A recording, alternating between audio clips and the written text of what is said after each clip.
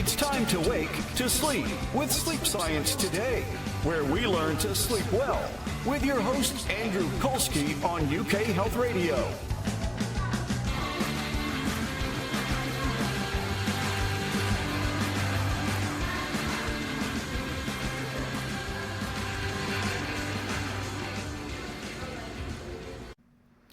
Hello and welcome to another episode of Sleep Science Today. Like we say, sleep science today and sleep better tonight. I'm your host, Andrew Kolsky. I'm happy to announce I have a new book out, which is called Why Can't I Sleep Well? You can find that on my website at sleepsciencetoday.com. Today, we're going to be talking about sleep and dermatology, an interesting combination. Our guest is Dr. Tina Bhutani. She is the owner and CEO of Synergy Dermatology in San Francisco. So welcome, Dr. Bhutani. Thank you for having me. Glad to have you here. And I will apologize to the audience in advance if you hear my voice cracking a little bit. I'm just getting over laryngitis, but the show must go on. So, all right. So I think, the introduction itself is interesting enough to get people's attention.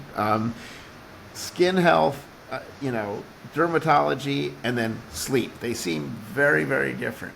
How did you get into the area where you're dealing with these two seemingly different topics? Yeah, I know. I get that all the time. It's like, why are you talking about sleep? But I really became I'm a medical dermatologist, but I specialize in inflammatory skin conditions, mainly diseases like psoriasis and eczema, which actually plague many people, millions of people in the United States.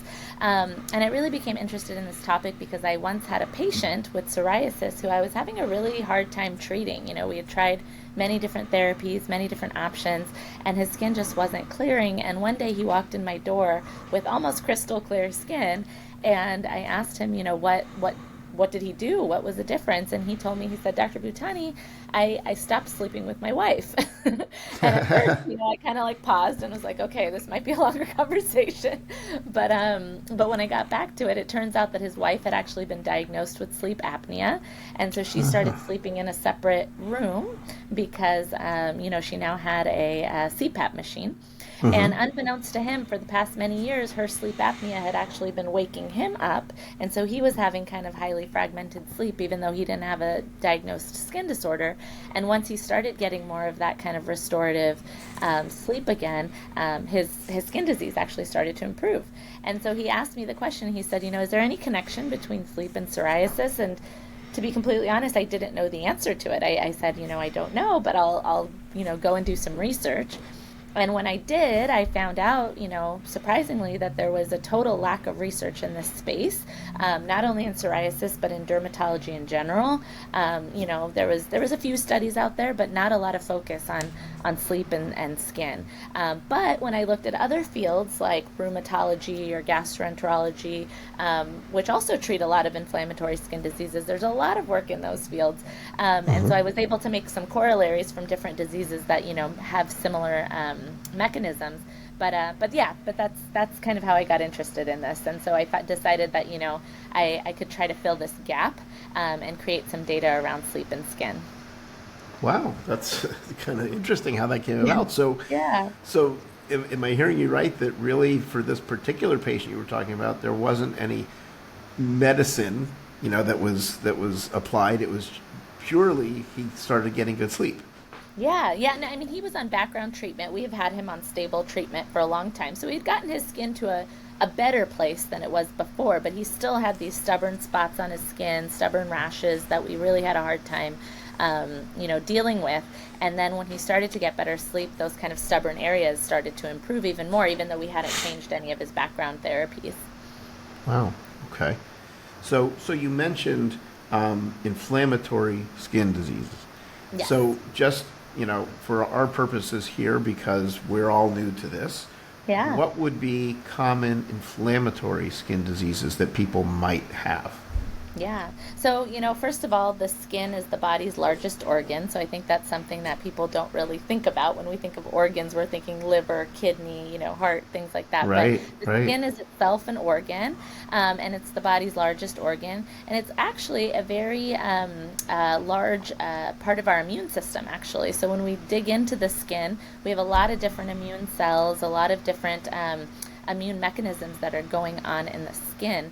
So when patients get, for example, autoimmune conditions, they oftentimes present on the skin. Things like lupus, for example, can present with, a skin rash on the face or other autoimmune conditions.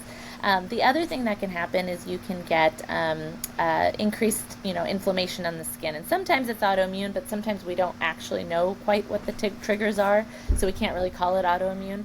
But what we do know is that there's increased inflammation in the skin. And when that happens, it leads to different skin diseases. So I mentioned psoriasis, I mentioned eczema. Those are probably the two more common ones. But even things like acne, rosacea, those are also, examples of inflammatory skin conditions and diseases where there's too much inflammation going on in the skin. Those immune cells, those immune mechanisms are a little bit too active. And it's our job to kind of, bring them back to normal. Got it. Got it. Okay. So I want to break those down a little bit so that we can identify, in other words, if someone is listening to the show and they're thinking they may have something going on from a dermatological perspective, I wrote down, you mentioned psoriasis, eczema, acne, rosacea, all are things that might be, from inflammatory skin issues. Yeah. I mean, there's Can a you, whole list. There's vitiligo, hidradenitis, I could go on wow, and on, lichen planus. There's lots of different, most of our skin diseases, diagnosable skin diseases, a large proportion of them are due to inflammation. got it, got it. So of some of the more well known, I would think like psoriasis is pretty well Hmm. known, eczema is, acne is, rosacea, even to a degree, is probably pretty well known. But I have to admit, I wouldn't know the difference between psoriasis or eczema or any of the others. Can you give us a breakdown? Like, how would someone know if they had psoriasis versus eczema versus something else? Yeah. So, there's rashes, and then there's diseases that present a little bit differently than rashes. So, for example, acne presents with more kind of like pimples and bumps on the face or the back or the chest. And rosacea presents with redness on the skin. So those aren't necessarily rashes per se.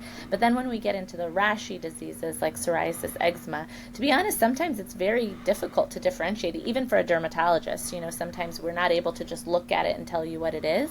But just high level, psoriasis is a rash. It usually presents on the elbows and knees with these like red scaly plaques. It can also affect scalp, really any part of the body. Actually, hands and feet can be affected by psoriasis. Psoriasis most commonly, not always, most commonly presents a little later in life, so usually kind of in the 30s or so. And a lot of times patients will have a family history of psoriasis because we think there's a genetic component there. Um, Eczema, on the other hand, can really present anywhere on the body, and the rashes on the skin are not as discrete as psoriasis. So with psoriasis, you can say like this is normal skin, this is psoriasis skin. It's very clear. With eczema, the lines are a little bit more blurred. It kind of just looks like dry skin, and then the areas where there's rashes will look, a little red, scaly, sometimes scratched up because it's a very itchy disease. Um, and with eczema, it usually oftentimes starts at a younger age. So a lot of times, children will present with eczema. And Mm, many times, though, they might outgrow their eczema, but other times they go on to continue to have it as an adult. But we're also learning about types of eczema where they only start in adulthood, and somebody might not have, eczema when they were younger. But again, there's oftentimes a family history of either eczema or asthma, seasonal allergies, food allergies, because we think that these are actually kind of interrelated diseases. But, to be honest, the right answer to that question is you should really try to see a board certified dermatologist and have them assess your skin, because it happens all the time where people think they have one disease and they come in and see me and I'm like, oh, that's not actually what you have. So it's really great to try to get to see your dermatologist. right, right. So it kind of sounds like if it's itchy and red and puffy. Yeah, Those might yeah. be three key factors that say go see the dermatologist. Yes, exactly. If you have skin that's difficult to control, if it's, symptomatic in any way, if you have visible skin, things, rashes, lesions going on, these are all indications that you can come in to see a dermatologist. Okay, great. So, it's interesting. I'm going to ask you this question. I already know the answer, but I speak to so many different people, whether they be medical doctors or whether they're mental health professionals or whatever it may be. And we talk about their schooling. And, as you were training for your career, what did they teach you and how did it go? And then we get to the question, did they ever teach you anything in school about sleep? And I'm curious to hear from you. When you went to medical school, I'm trying to did you ever remember. learn anything about sleep? Yeah, I don't think I did. Yeah, I think, probably in medical school we talked a little bit about obstructive sleep apnea. I think maybe can't remember if it was a neurology rotation or, which rotation it was, but I remember learning about that a little bit. But yeah, definitely in derm residency, there was no mention of sleep during my entire training there. But even in medical school, I'm surprised actually now that you say it, it was pretty limited. Yeah, and that's why I said I already know the answer because I've never had anybody tell me, "Oh yeah, we definitely learned about sleep and how it Yeah. impacts all the different issues that we were dealing with." Never had that answer yet. Yeah, but Oh, it's oh, funny. It's although, actually the same. It's the same with dermatology because actually in most medical school, dermatology is like a 1 week block that oh most really? medical students go through. So unless you go on to want to become a dermatologist and get more thorough training, most primary care docs, most other specialties really don't feel comfortable with dermatology because there's very limited training during medical school. Wow, wow, that's Yeah, interesting. yeah. It is interesting, because this particular radio show is all around the world. I've had the opportunity to speak to people in different countries, and one of the things that I have learned, which I did not know, is apparently when you get over into the UK, for example, I have been told by doctors there that the questions about sleep is just a standard, one of the first things even your primary care physician is going to be asking about. I guess they just have a very different approach, Wow, the way they do it over there. So that's it interesting. is interesting. 'Cause Yeah. look, I live in the U.S. and I don't think I've ever been asked about sleep, even when I go Yeah. for a physical or anything. Yeah, totally. I mentioned, when I looked into the research around psoriasis and sleep, and then, there were a few studies that had been done. Actually, all of those studies were done out of the UK, so it's interesting Hmm. that you bring that up, because I think, yeah, the little work that has been done, it's all almost predominantly been out of the UK. Right, right. Wow. So now that you have started to kind of address that issue and you've made that link in your own head, Hmm. are you aware of any colleagues or other dermatologists that you know about who are sort of making that connection? Yeah, I think so. First of all, I'm trying to get the word out there. So, I give a lot of talks around this topic. So I think, I'm trying to educate my colleagues. But there actually are a number of dermatologists who are really interested in what we call integrative dermatology. So really just taking a more holistic approach to treating skin diseases. My good friends, Dr. Peter Leo, he's in Chicago. He's a very well-known integrative dermatologist, and Dr. Raja Sivamani, who's here in Sacramento in California. Both of them are very well known in the field for kind of trying to take that more whole body approach to treating skin disease. Wow, okay.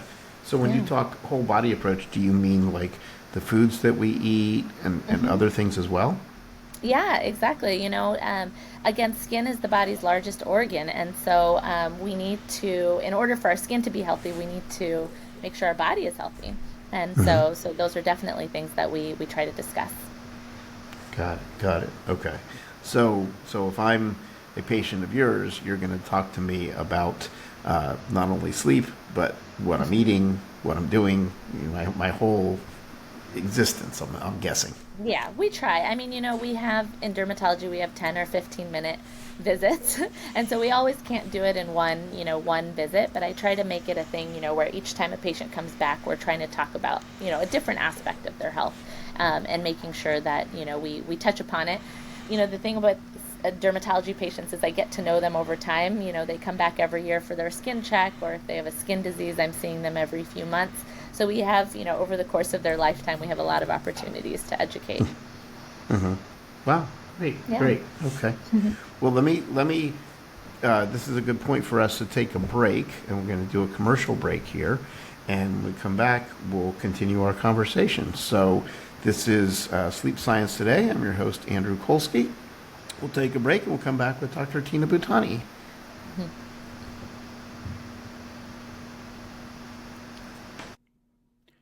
You're watching Sleep Science Today. If you enjoy our show, please help support us by pressing the like button, subscribe to our channel, and hit that notification bell.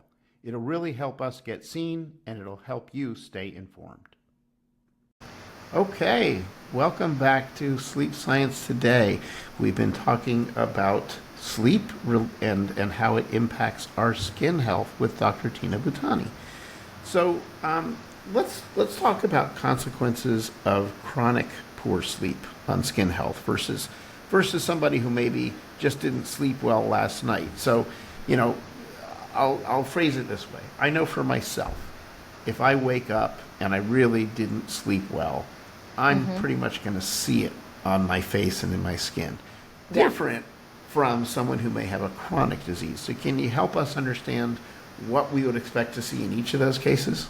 Yeah. So I think that was the perfect example. So short-term sleep loss, we're going to see things like, your skin just doesn't look as shiny or maybe as lustrous, as you're used to seeing it. Maybe the color is kind of, taken out of your skin. You might feel dry. Your skin might feel, just a little unhealthy. And like you said, most patients can kind of feel like, oh man, I need a little more lotion today, or something else is going on my skin. Versus, chronic sleep disturbance. With chronic sleep disturbance, not only do you get those changes, but there are actually some studies to show that with chronic sleep disturbance, you can actually speed up skin aging, for example. So there was one study which looked at good sleepers and poor sleepers more chronically, and when they had dermatologists rate their ages, the poor sleepers actually consistently were scored as being older, because they start to notice their wrinkles, maybe they have those dark circles under their eyes. So those things were continue to come up. We also know that with chronic sleep disturbance, potentially we can increase the presentation of those skin diseases that I talked about earlier. So, there's not great studies there making the connections, but we definitely know there's an association between chronic poor sleep and having, skin diseases. So those are other things that can come up. So it's not just about your skin looking pretty. It actually can become, a medical diagnosable condition. Yeah, it's interesting you mentioned those things. I was just doing some reading last night, and I came across some of the studies related to looking older because you don't have good sleep. And I found that to be really interesting. And there is research out there that shows, that this is an issue.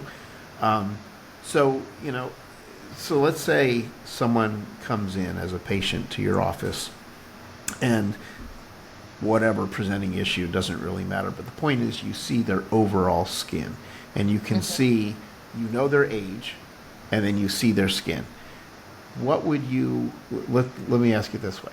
What would you normally expect the skin on the face of like a 40-year-old to look like, versus what are some cases, if any, that you've seen where that looks very different than what you would expect? Yeah, I mean, it's a little bit of a difficult question, because, genetics also play a huge role in the appearance of some skin. And I think, we can all relate. You see some 40-year-olds and they might look like they're what we think a 20-year-old should look like, right? Their skin is pristine, no wrinkles, no sunspots, anything like that. And then there's 40-year-olds that might look, older than that. So I think it's more than just the appearance of the skin. But when patients talk to me and they tell me that they feel their skin is not what it used to be, And so I have to take their baseline, like my skin used to look like this and now it looks like this. And usually that conversation comes up because they're asking me about skincare, right? They're like, what lotions should I be using? Which serums should I be using? There's all these things on the shelves and nobody knows, what the right thing is to use. So when that question comes up, when they feel like their skin is not what it used to be, that's when I start to have those conversations. Obviously, we're going to talk about skincare, sun protection, really staying out of the sun as much as possible can help with that aging. But also other things like diet and sleep, physical activity, even things like social connection. There's been studies to show that even social connection, for example, can impact overall health and the way your skin looks. So I think that's when I start to have those larger conversations. I see. Okay. And let me ask you this. And this may be sort of out of your wheelhouse or not, I don't know. When you see a client who's got like some of the inflammatory skin diseases that we've talked about, and you find out that they just say to you, I'm just not sleeping well. Generally, I just don't sleep well. Now, I realize you're a dermatologist, you're not a sleep doctor, but have you ever been told by your patients, or have you found that there's any particular type of sleep issues that they mainly have? Yeah, it's a great question. So the first thing I ask them is, whether they think that sleep disturbance is related to their skin disease, right? So are they waking up in the middle of the night because they're itching, or because they're feeling pain on their skin, or is there something else going on that's causing them to wake up? And if the answer is yes, then it comes to me to try to be better about treating their skin disease. That tells me that their skin disease might not be completely controlled. If the answer is no, if they think it's unrelated to what's going on their skin, then we have to start to think about do you have insomnia? Do you have obstructive sleep apnea? Things like that. And so to answer your question about are there things that I see more often in patients with skin disease, so there is a very strong association between obstructive sleep apnea and psoriasis. I think that is a very well-known association that we know about. And it's bidirectional. So basically, psoriasis patients are more likely to have obstructive sleep apnea, and patients with obstructive sleep apnea are actually more likely to have psoriasis. So it kind of goes in both directions. I think that's probably where most of our studies are around psoriasis and OSA. But there are smaller studies that also show a link to maybe restless leg syndrome and, like I said, insomnia. Psoriasis is the most well-studied. Eczema, not so much, and other diseases, not so much. We don't have as much data there. But I think the answer is yes. We probably do have special patterns that we just don't know a lot about yet. Wow, I didn't know that before. So studies have shown that there's a correlation of some sort between eczema and obstructive sleep apnea. Psoriasis. Right? Psoriasis, I'm sorry. Yes. Psoriasis and obstructive sleep apnea, sort of bidirectional. Have you read any studies, or does anyone have any idea whether there's a causation link there in any way? Yeah, I think this might be a good question for the sleep apnea docs, but my understanding is that there is some thoughts that obstructive sleep apnea, in addition to being a physical problem, patients can't, their neck size and, things like that, that there might be an inflammatory piece there, that they actually have high levels of what we call Th17 inflammation, and that kind of feeds into the disease process.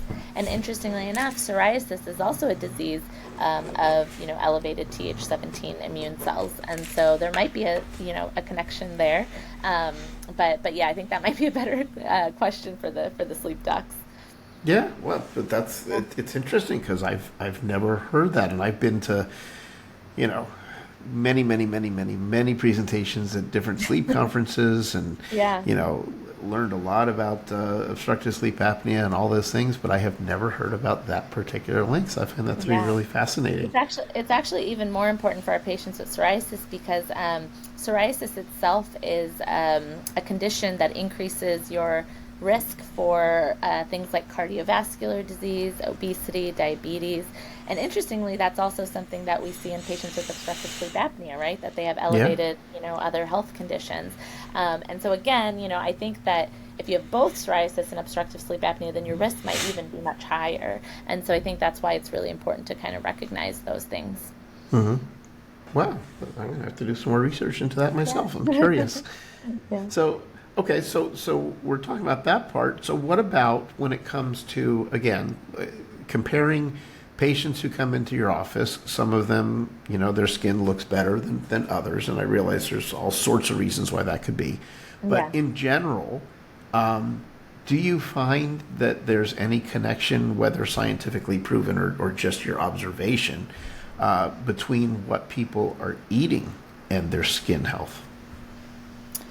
Yeah, it's a good question. So, a good example for, is acne, for example. And there's some studies that show that eating, for example, high amounts of dairy, especially when it's things like skim milk or like highly processed dairy, that might trigger acne. Hmm. Also, eating foods that are high in saturated fats can sometimes trigger acne. So I think the answer is yes. Studying diet and skin is actually very complicated, though, because everybody's diets are so different across the board. It's really hard to, for example, design a clinical trial where everybody eats the exact same foods every single day, and the same amount of food and things like that. It just wouldn't work. And so it gets very complicated with diets because there's so many other, factors that are coming into play. But I think that there probably is certain connections with psoriasis, for example. We think that there are certain foods that are a little bit more pro-inflammatory. So again, those foods that are high in saturated fats, red meats, for example, can be pro-inflammatory, and then not eating enough like green leafy vegetables, and or eating too many like highly processed carbs. We think that those foods can be pro-inflammatory and could potentially worsen psoriasis.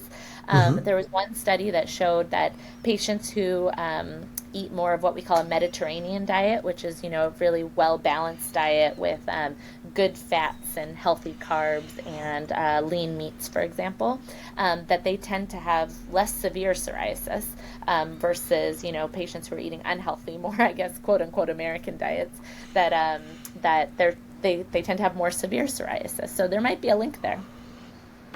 Interesting. Excuse me. Yeah, because that's, and I assume the conversation would be true whether we're talking sleep, skin, or any other medical condition. Yeah, But absolutely. the more we can stay towards what do they say, the outside aisles of the grocery store where the fresh vegetables and fruits and meats and cheeses are, versus the center aisles, which are all the processed, preservative laden type of foods. Yeah. Um, I find that interesting too. Like when I go over to Europe, if you go into a grocery store in Europe, they're, at least the ones I've been to, are nowhere near the size of what we have here in the U.S. Hmm. And the Yeah. difference is that they have a lot of the fresh fruits, vegetables, meats, cheeses, all those things, and a much smaller center aisle with any type of preserved, processed types of Yeah, or foods. boxed foods, for example. Yeah, that's really interesting. I've never thought about that, but that is very true. And I love the analogy, the outside aisles. I'm going to use that with my patients. Yeah, it's I guess because that's where the refrigerated section are, and things Yeah. have to be, kept Hmm. fresh that way. Yeah, by the Um, walls. Yeah, that makes sense. yeah. So, okay, good. Um, okay, so let me do this. Let me take one more commercial break, and then we're going to come back and we're going to start talking about some treatment options. So Okay. we'll be right back after this Yeah. commercial.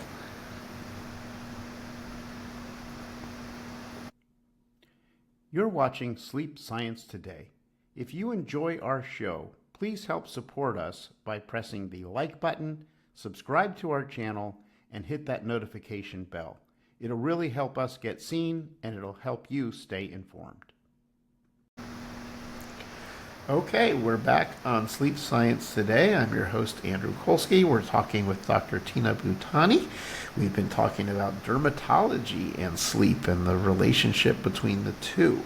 So it's pretty clear by now that inflammatory skin diseases have apparently a relation to whether we have good or bad sleep. There's so many different reasons that our sleep might be impacted. It could be because we have a bed partner who's not compatible. It could be because we have obstructive sleep apnea. It could be a whole host of things. But the point is, whatever our sleep issue is, we always want to see if we can improve it so that we can get restful sleep. But let's say patient comes in, they've got psoriasis, they've got eczema, they've got some inflammatory skin disease. Let's put sleep aside for a minute. What type of treatments are available for those, if any? Because I've heard some of them are very difficult to treat. Yeah, I mean, it's absolutely true that many skin diseases are difficult to treat. But we're in this new world. In the last 5 to 10 years, I think in dermatology there has been an increased understanding of, again, as I mentioned, those immune pathways that are involved in these different diseases. And once we understand those, then we can start to develop drugs that specifically target those immune pathways. So now we actually have many treatments for psoriasis and eczema. And so I always encourage my patients. Some patients will be like, I used to see a dermatologist 10 years ago. All they were able to give me were creams, and they never really worked. So I just stopped going. And so I try to really encourage patients to come back to the clinic, because the conversations we have now, 10 years later, are so much different than the conversations we had previously. So, not only do we have newer topicals that work better in many cases, but we have pills, we have injections, we have light therapy, we have lots of different things that we can treat our patients with. Now, we're lucky in psoriasis and eczema. There are other inflammatory conditions where we might not have necessarily FDA approved drugs just yet. But as dermatologists, one thing that we're not afraid of is to use things off label. And the reason for that is because for many years in dermatology, people thought these skin diseases were just cosmetic, and no pharmaceutical companies were investing in creating drugs for things that they just thought was a cosmetic problem. But when we started to realize that, for example, psoriasis is a great example, when it is a disease of systemic inflammation, it's not just a cosmetic concern, that's when I think, people started to get on board and think about, that these diseases could be treated more systemically. And so for many years we had to use a lot of treatments that weren't necessarily indicated for psoriasis, but we knew that they were immune mediated, and so they might work. And so we've been using drugs off label for many years. And the same thing is for some of these less common inflammatory skin conditions, we kind of understand the pathways, so we can kind of take some of the drugs we have from other conditions and slot them in there. So yeah. Interesting. Yeah. So for, I'm gonna group them together, and maybe I shouldn't, but psoriasis and eczema, are the treatment methodologies similar? And if they are, what do you start? You start with a cream? Do you start with a pill? What do you start with, and where do you go? Yeah, no, so psoriasis and eczema, two completely different kind of immune pathways that are involved. So, we have pills for psoriasis, we have injections for psoriasis, creams for psoriasis, and then we have different ones for eczema. But we have options in both categories. But the commonalities that exist, really it comes down to, first of all, how bad is someone's skin disease? And so, is it just limited? Is it small, just patches on the skin where I think, using a cream a couple times a day for a few weeks might clear it up and then they'll be good? Or do they walk into my, clinic with head to toe kind of covered, just terrible rashes?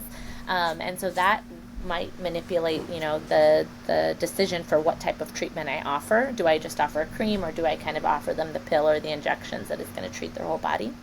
But, we're also learning that it's not always about the amount of skin that's involved, So for example, patients might just have limited areas. Let's say they have psoriasis just on their hands, for example. So I can look at it and say, that's not a lot of skin. I can treat that with a cream and that'll be good. But that amount of skin has such a great impact on that patient's quality of life, because it affects everything they're doing, shaking hands, touching things, that if there's enough impact on quality of life, even if it's a limited amount of skin involvement, we will start to think about that systemic treatment, so the pills and injections. And that has been a change in our practice, I think, also in the last few years, is really recognizing that it's not just all about the skin involvement, but really the impact that it has on a patient's quality of life.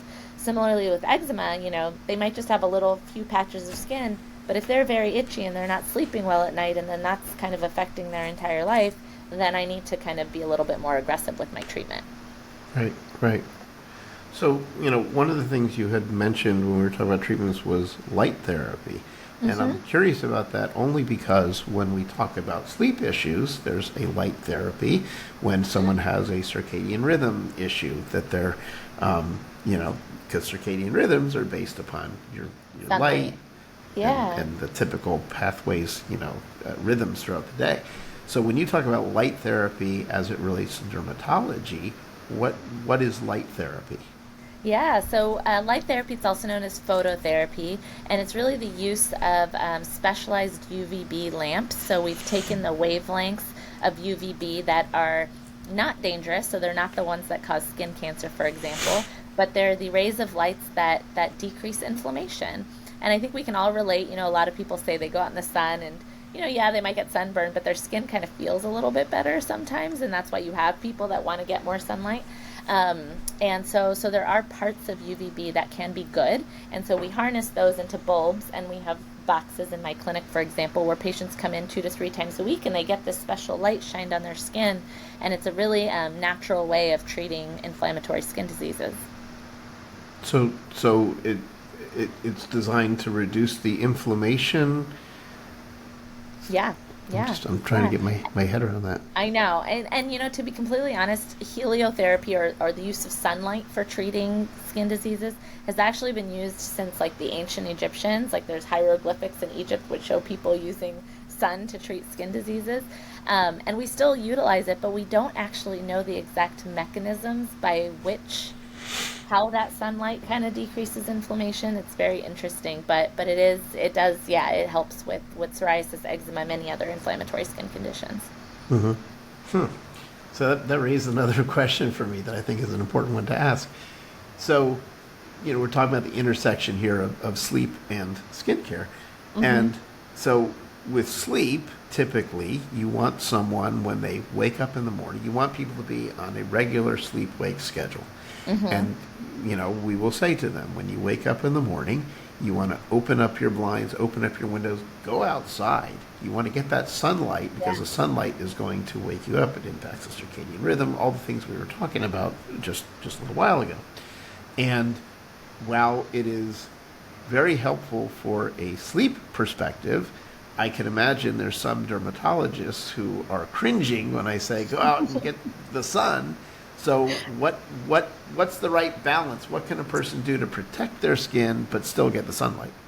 I know. It's a really fascinating question because, obviously as dermatologists, we know that too much sun is not good for your skin, and potentially even kind of chronic levels of just low exposure sun. So it might not even be too much sun, just like getting a little bit of sun, but for many, many years can kind of cumulatively lead to damage that can cause skin cancers. And so, but there's also studies that show, for example, that patients who don't get enough sunlight, have higher rates of mental health disorders and, just might not feel as fulfilled and maybe have these, circadian rhythm disorders. And so, so I do think it's a very difficult question. So for my patients, I always say, I always want them to be wearing sunscreen because no sunscreen is perfect, and you're actually going to still be able to get some UV rays even through the most, protective sunscreen. There's not like a sunscreen that blocks out 100% of UV rays. So I think you're still going to get enough of benefits from the sunlight if you're wearing sunscreen. If you want to, get sun exposure without sunscreen, if that's something that you think you really want to do, then I would try to avoid the, times of the afternoon, probably between 12 and 3 p.m. when we know that the UV rays are the strongest and they're going to penetrate through your skin the deepest. So I think that early morning sun, for example, could be okay, as long as they're not getting burned, as long as you're not noticing any redness on your skin when you come back inside. So a few minutes of sun just to kind of wake up your circadian rhythms is probably okay. But again, if you were to put on sunscreen, it's even better because you're kind of getting the best of both worlds. Okay, and I can certainly, appreciate that. So sunscreen, a plus. It's probably going to well, it will help protect your skin, but it's still going to let you get the sun that you need from a sleep perspective. So then that raises the question, if we talk about sunscreen, two questions. Number one, what percent? And number two, are there particular ingredients that people want to either look for or avoid when they're looking for a good sunscreen? Yeah, great question. So my rule of thumb is at least SPF 30 for the face and at least SPF 50 for the body. That's at a minimum. If you are in a job where you sweat a lot, or you're on vacation where you're going to be, in and out of the water and things like that, then you probably want to increase the SPF numbers. But for like a regular day-to-day, 30 for the face, 50 for the body is probably adequate for most people. And then the types of sunscreens, we have both chemical sunscreens and we have mineral-based sunscreens, which use things like zinc and titanium dioxide. I think overall, you'll talk to dermatologists, and most dermatologists tend to lean towards the mineral sunscreens. We think that those are a little bit more natural, do a little bit better job of blocking out the sunlight. But they're also the ones that sometimes are kind of like the white and pasty sunscreen. And so it might be difficult for someone to use. Now, technology has gotten much better, and we actually have amazing mineral sunscreens now that actually aren't white and pasty. So, again, one of those things, if somebody's not using sunscreen because they have this memory of just being like, white at the beach, that is not the case anymore. Now, chemical sunscreens are still out there. There's some controversy. Some people feel that, maybe chronic use of chemical sunscreens could have a negative impact. But the reality is that our studies so far are not really robust, and there's studies ongoing that I think are going to tell us a lot more about chemical sunscreens. But at this point, the data we have, we don't think they're unsafe. So if you like the feel of that chemical sunscreen, the way it feels, that it rubs in a little bit better, then it's still safe to use them as far as we know. Mm-hmm. So between the two, for someone like me, if I try and put sunscreen on my face, I tend to have oily skin and I sweat. So eventually it starts to like drip into my eyes and then burns my eyes. Which one of the types would be best for me to look at in that case? Yeah, probably the mineral-based ones, because likely what's causing some of the burning is maybe the chemicals that are, in that chemical sunscreen. And so, using something with either zinc or titanium dioxide as the active ingredients might be something to look into. Fantastic. Well, we are out of time for the day, and I appreciate all this information.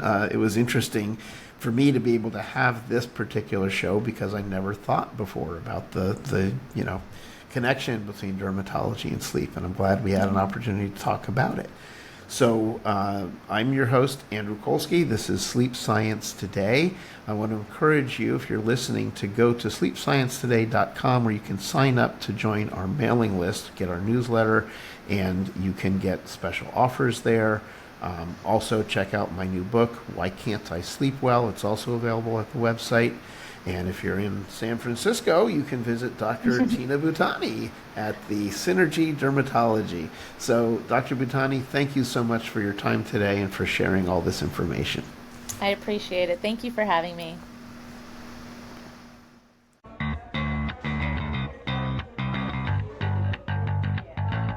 Thank you for listening to Sleep Science Today and learning how to sleep better with your host, Andrew Kolsky, on UK Health Radio. For more information on how you can achieve better sleep, go to sleepsciencetoday.com. Remember, sleep science today and sleep better tonight.